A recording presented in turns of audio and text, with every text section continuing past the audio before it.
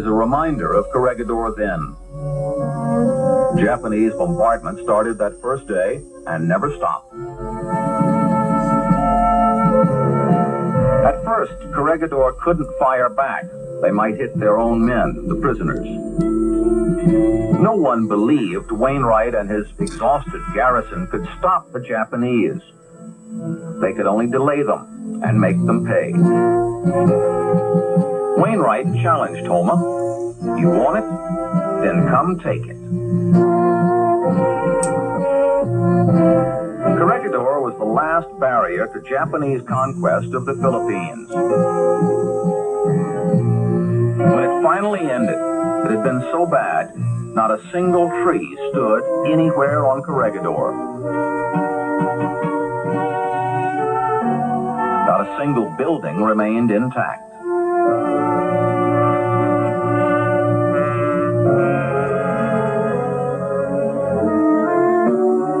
But for a while, the troops on Corregidor remained free to fight if they could. Not on BATAAN. On BATAAN, they were prisoners of a brutal army.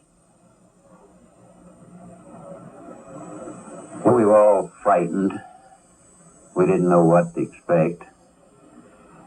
We had heard that the Japanese had been very cruel, and yet I had hope that they would abide by the rules of the Geneva Convention, just an outside hope. And you felt so lost and hopeless, and you knew you were defeated, and you were at their mercy.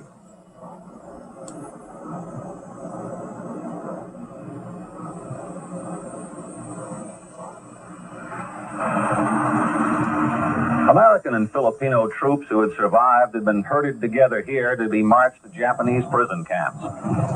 They could not have known, but before the trip was over, the trip they were to make would be called the BATAAN Death March. What happened here was, in part at least, a clash in cultures.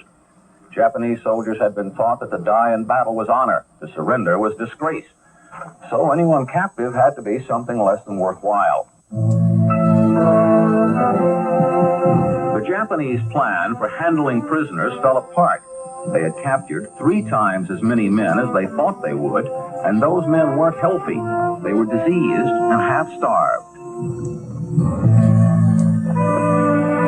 Men too weak to defend themselves were made to march in the heat of the Philippine summer, most of the 90 miles to O'Donnell prison camp. There were no rations. There was no water. There was 4 of us that stayed together on the entire death march. When one would get weak and wouldn't be able to carry on, we would help him. We'd help carry him. If you begin to falter and step out, you were shot. And most times you were, I'll retract that, you were not shot. You were bayoneted. They didn't want to waste ammunition on you. This guy fell down, and he just couldn't get up anymore. This is when I saw this horrible thing this Japanese soldier did. I think they put kerosene on his uniform and set this guy on fire. We looked at him, we couldn't stop, but he was just screaming. He was in pain, and there's nothing anyone of us could do. And the dead were a constant stream of dead on both sides of the road. Our Americans and Filipinos just lining the ditch from one end of BATAAN to the other. And then it was hot in April. And there was artesian wells all along the way. And but they wouldn't let you go and have a drink. And a lot of the men that had dysentery, you become terribly dehydrated. So they become crazed and go for the water. And what the Japanese would do, if they were merciful, they would shoot them. But the Japanese are not merciful people, not these people were anyway. And they would bayonet a lot of them just for trying to get a sip of water. They took the weak ones, and most of these that I saw were Filipinos that were really very weak. They didn't wait for them to die. They just hit them with shovels, and they dug a mass grave and had the other troops, American troops or Filipino troops, cover them up. and some of them were trying to fight to get out. And then they did either hit them with a shell or bent at them. And I'll never forget the Filipino people that braved death, that would slip up to the column and throw banana leaves full of rice at us. I saw one Filipino child that one gave an American soldier a handout, and he was being beaten by one of the Japanese soldiers. And his mother naturally went to help him rescue him, and they were both killed. Sheer revenge. They just couldn't accept an Asian people fighting with white men against Japanese.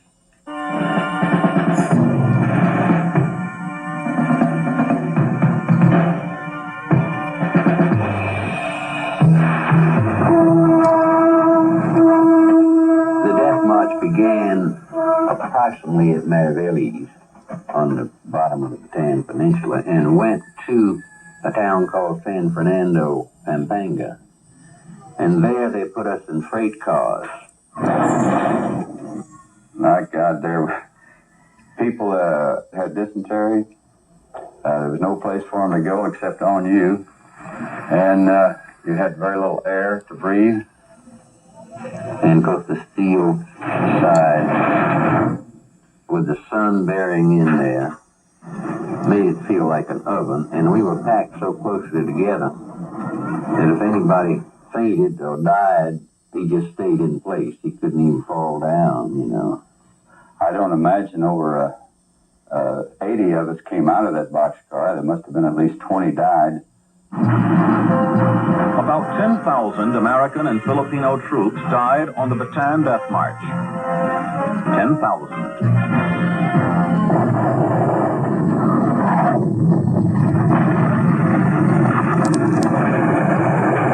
May 4th, 1942, the worst day. 16,000 artillery shells hit Corregidor Island. That one every 5 seconds for 24 hours. Survivors said it felt like one continuous earthquake. The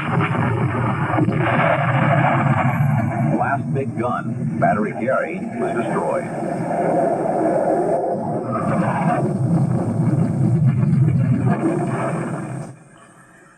This was the last safety on Corregidor. Valenta Tunnel, 836 feet long, 24 feet wide.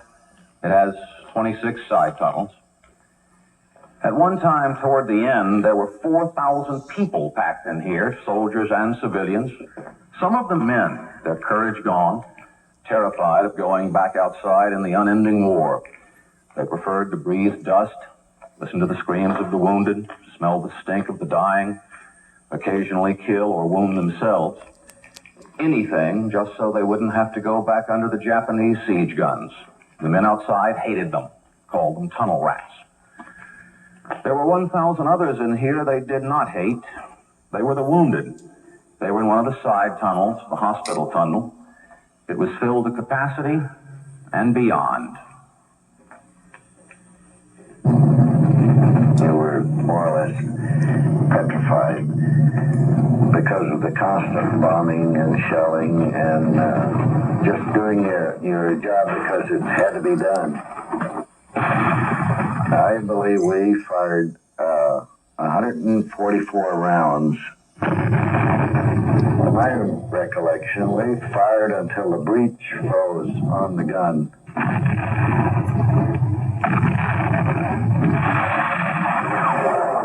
It looked like all hell had broken loose.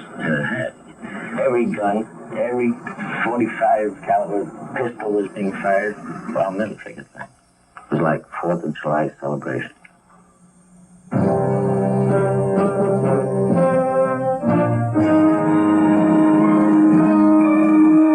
May 5th, 1942. Japanese troops invaded Corregidor. On the island, troops and nurses waited for them to come. We could hear the gunfire, and of course the men, some of them from the outside, brought the news in immediately that the Japanese were out there and that they would be coming into the tunnel if the surrender didn't take place soon. This was the scene of one of the more unusual and futile battles of Corregidor. The Japanese had come across Manila Bay, 2,000 troops had landed, and were advancing. The American command sent in 500 sailors from the scuttled submarine tender Canopus. They weren't trained for it, didn't know quite how to do it, but they fixed bayonets and charged. Drove the Japanese back 300 yards. But to keep them back, they needed reinforcements and asked for them. None came. What the sailors didn't know was they had been the reinforcements. Japanese troops closed in on Malinta Tunnel.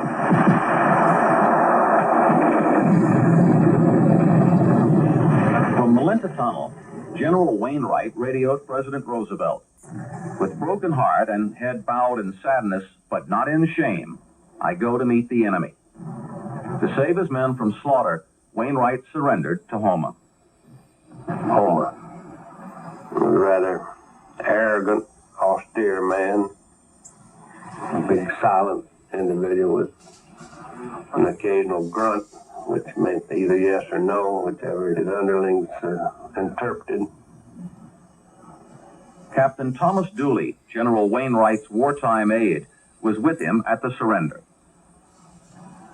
General Wainwright was very depressed. He had undergone this surrender, and he could just picture in his own mind that he was in disgrace, because he was the first American he could think of and had surrendered a force of that size and under those circumstances.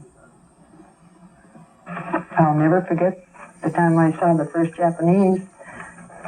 Right after the surrender, I was working in the operating room, and I happened to look up, and I saw a Japanese standing in the entrance of the operating room. And that was the time I realized it was over.